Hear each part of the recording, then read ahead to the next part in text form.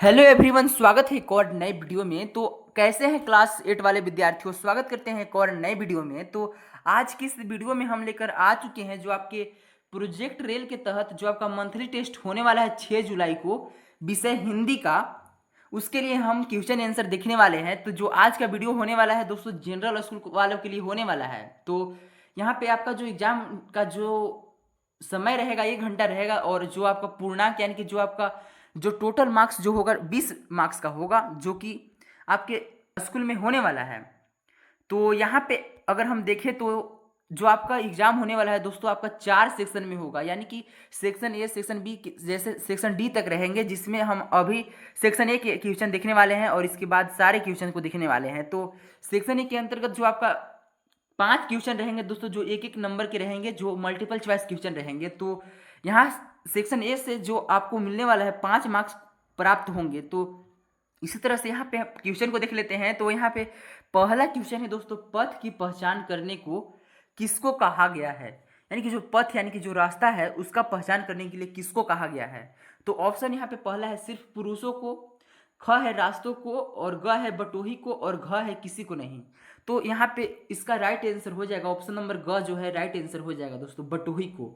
तो इसी प्रकार से यहाँ पे अगर हम आगे बढ़े तो यहाँ पे नेक्स्ट क्वेश्चन है, बटोही का पर्यायवाची शब्द क्या है, यानी कि बटोही के अलावा और किस शब्द का प्रयुक्त कर सकते हैं, किस शब्द का और प्रयोग कर सकते हैं। तो बटोही का एक पर्याय, इसका जो ऑप्शन दिया हुआ है, पहला है राही, दूसरा है बांटने वाला, तीसरा है ग देखने वाला, और घ है पहचान करने वाला। तो इसका जो राइट आंसर हो जाएगा दोस्तों, ऑप्शन नंबर क राइट आंसर हो जाएगा, राही। यानी कि बटोही का एक पर्यायवाची होता है आपका राही होता है। और इसी प्रकार से यहाँ पे अगर हम आगे बढ़े तो यहाँ पे क्वेश्चन नंबर 3 कह रहा है आपसे कि किस जगह यात्रा खत्म हो जाएगी। यह यहाँ पे खाली स्थान में आपको भरना है। तो सबसे पहले हम यहाँ पे ऑप्शन को देखेंगे तभी हम भर सकते हैं। तो यहाँ पे इंस्ट्रक्शन दिया हुआ है कि रिक्त स्थान की पूर्ति करना है। तो यहाँ पे पहला ऑप्शन में है भी अनिश्चित है, और ख है पता है, और ग है पता नहीं है, और घ है निश्चित है। यानी कि यहाँ पे कौन सा सुटेबल है। तो अगर हम पहला को भरते हैं दोस्तों, तो यहाँ पे होगा किस जगह यात्रा खत्म हो जाएगी, यह भी अनिश्चित है। तो यहाँ पे हमारे अनुसार क जो है एकदम सुटेबल है दोस्तों, इसलिए इसका जो राइट आंसर हो जाएगा ऑप्शन नंबर क हो जाएगा। इसी तरह से हम अगर आगे बढ़े तो यहाँ पे 4 नंबर क्वेश्चन कह रहा है कि पथ की पहचान कविता के कवि कौन है, यानी कि जो आपके चैप्टर में एक पाठ है पथ की पहचान, उसके लेखक कौन है। तो यहाँ पे ऑप्शन दिया हुआ है, पहला है हरिवंश राय बच्चन, ख है अभिषेक बच्चन, और ग है प्रेमचंद, और घ है महादेवी वर्मा। तो इसका जो राइट आंसर हो जाएगा दोस्तों आपका हरिवंश राय बच्चन, ऑप्शन नंबर क जो है इसका राइट आंसर हो जाएगा। और इसी तरह से हम अगर आगे बढ़े यहाँ पे 5 नंबर क्वेश्चन को देख लेते हैं। तो 5 नंबर क्वेश्चन आपसे कह रहा है कि कवि के अनुसार कौन सा पांव का दिल चीर देता है। सॉरी, फिर से पढ़ लेते हैं, कवि के अनुसार कौन पांव का दिल चीर देता है। तो यहाँ पे ऑप्शन नंबर पहला में लिखा हुआ है मयान का तलवार, ख है रास्ते का एक कांटा, ग है तीर, और घ है कंकड़। तो इसका जो राइट आंसर हो जाएगा रास्ता का एक कांटा, यानी कि रास्ता का एक कांटा जो है कवि के अनुसार उनके पाँव, उनके पैर का जो दिल है चीर देता है। इसी तरह से यहाँ अगर हम सेक्शन बी के अंतर्गत आए तो यहाँ पे सेक्शन बी के अंतर्गत दो दो नंबर के 2 क्वेश्चन आपके एग्जाम में देखने को मिलेगा, जो कि वेरी शॉर्ट आंसर टाइप होगा। तो इसको हम लोग देख लेते हैं। यहाँ से आपको 4 नंबर बनने वाले हैं। तो यहाँ पे क्वेश्चन नंबर 6 आपसे कह रहा है कि पथ की पहचान कविता में कवि के अनुसार सफल राही कौन है। तो यहाँ पे उत्तर में लिखा हुआ है दोस्तों कि सफल राही वह है जो अपनी यात्रा शुरू करने से पहले मार्ग की कठिनाइयों और खूबियों को अच्छी तरह समझकर उस पर पूरे विश्वास के साथ आगे बढ़ता है। इसी तरह से अगर हम आगे बढ़े तो यहाँ पे 7 नंबर क्वेश्चन आपसे कह रहा है कि प्रस्तुत काव्यांश में बाट की पहचान से क्या तात्पर्य है, यानी कि जो आपकी कविता है उसमें बाट की पहचान जो शब्द इस्तेमाल हुआ है उसका क्या मतलब है, उसका क्या अर्थ है। तो इसका अगर हम उत्तर देखें तो यहाँ पे लिखा हुआ है कि बाट की पहचान से तात्पर्य है कि जीवन पथ पर आगे बढ़ने से पहले इंसान को अपने लक्ष्य और उस मार्ग के आने वाले परिस्थितियों का सही आकलन कर लेना चाहिए। यानी कि यहाँ पे कभी कहना चाहते हैं कि कोई भी रास्ते पर चलने से पहले उस रास्ते के सारे डिटेल पता कर लेने चाहिए कि कितना कठिनाइयाँ आने वाले हैं, कितना मुझे दुख दर्द झेलने वाले हैं, इन सारी चीज़ों को पता कर लेना चाहिए, जिससे उसका सही सही पता चल जाए। इसी तरह से सेक्शन सी के अंतर्गत अब हम लोग इंटर कर चुके हैं। तो यहाँ पे आपके 3 मार्क्स का एक ही क्वेश्चन रहेगा दोस्तों, जो कि शॉर्ट आंसर टाइप रहेगा।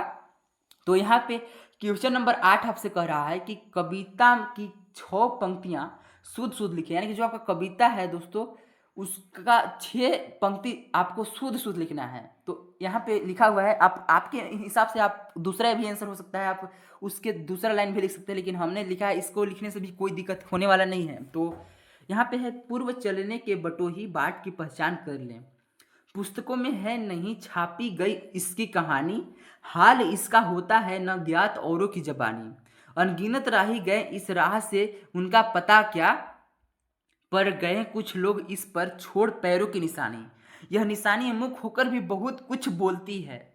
और इसी तरह से सेक्शन सी के सारे क्वेश्चन हम लोग समाप्त कर चुके हैं और हम इंटर कर चुके हैं सेक्शन डी के अंतर्गत, जिसमें आपका 4-4 मार्क्स के 2 क्वेश्चन होंगे, यानी कि इस सेक्शन से आपको 8 मार्क्स मिलने वाला है आपके एग्जाम में। तो जो इसका टाइप होने वाला है लॉन्ग आंसर टाइप होगा। और इसी तरह से अब हम यहाँ पे क्वेश्चन को देख लेते हैं। तो यहाँ पे 9 नंबर जो क्वेश्चन है, यहाँ पे कह रहा है कि कविता के आधार पर बताइए कि यात्रा में कौन सी चीजें अनिश्चित है, जिसे कोई निश्चित नहीं है, अनिश्चित है, मतलब उसको कोई रोक नहीं सकता। तो यहाँ पे उत्तर में लिखा हुआ है कि, तो यहाँ पे क्वेश्चन नंबर 9 कह रहा है दोस्तों, कविता के आधार पर बताइए कि यात्रा में कौन सी चीजें अनिश्चित है, यानी कि कविता के आधार पर आपको बताना है कि ऐसा कौन सा चीज है जो कि मालूम नहीं है। तो यहाँ पे इसका उत्तर में लिखा हुआ है दोस्तों कि कविता के अनुसार यात्रा में बहुत सी चीजें अनिश्चित है, जैसे कि मार्ग में कहाँ पर सुंदर पहाड़ी है, कहाँ पे सुंदर नदियाँ और कहाँ पे सुंदर जंगल है, कहाँ पे सुंदर बाग बगीचे मिलेंगे, ये सारी चीज अनिश्चित है, नामालूम है। इसके साथ ही किस जगह पे अचानक यात्रा समाप्त हो जाएगी और कब हमारी सांसों का अंत हो जाएगा, यह भी पूरी तरह से अनिश्चित है, न मतलब पता नहीं है। तो इसी तरह से यहाँ पे अब हम क्वेश्चन नंबर 10 की ओर बढ़ते हैं। तो यहाँ पे लिखा हुआ है कि यदि कोई अपने जीवन में लक्ष्य निर्धारित कर कार्य नहीं करता है तो उसे किन कठिनाइयों का सामना करना पड़ सकता है। तो इस क्वेश्चन आपसे कह रहा है दोस्तों कि अगर मान लीजिए कोई व्यक्ति है और वो अपना लक्ष्य निर्धारित नहीं किया है कि उसके ज़िंदगी में क्या करना है आगे बढ़ के, तो वो किन किन कठिनाइयों का सामना करेगा।